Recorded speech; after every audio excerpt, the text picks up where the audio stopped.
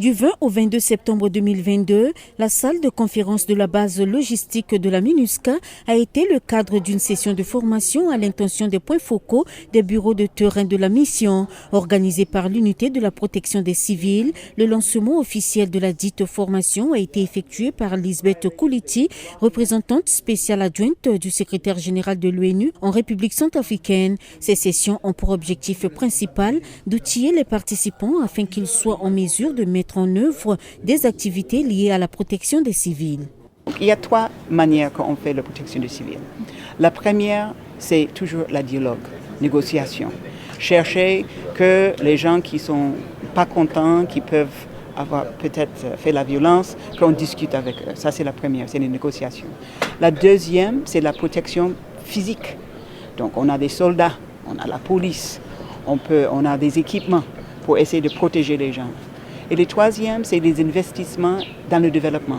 La protection civile, c'est complexe, c'est difficile, mais le rôle de ces gens, c'est pour réfléchir avec le chef de bureau comment on peut mieux utiliser ça qu'on a comme outil pour assurer la protection de tous les citoyens.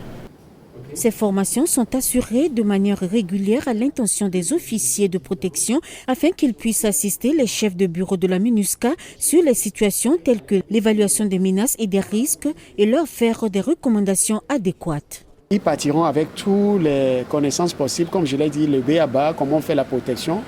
D'abord, qu'est-ce que c'est que la protection? Comment est-ce que les missions de maintien de la paix le font? Comment est-ce que nous allons contextualiser à la situation de la Centrafrique? Donc tout ça là leur sera enseigné, inculqué. Comme ça, ils partiront avec des idées plus claires et savoir ce qu'ils sont en train de faire réellement. Les participants à ce programme de 3 jours viennent des bureaux de Bangui et des préfectures. Ils ont bénéficié d'une formation théorique et pratique. On a beaucoup appris, pas juste les travaux qu'ils font sur la protection des civils. Chaque section et chaque component inclut la police, la force pour l'implémentation du mandat pour la protection des civils. Et je pense qu'on a beaucoup de ces outils qu'on va pouvoir implémenter dans notre bureau de terrain pour pouvoir améliorer la coordination de ces efforts. Ces formations sont dispensées une fois par an au profit des points focaux des bureaux de terrain en matière de protection des civils.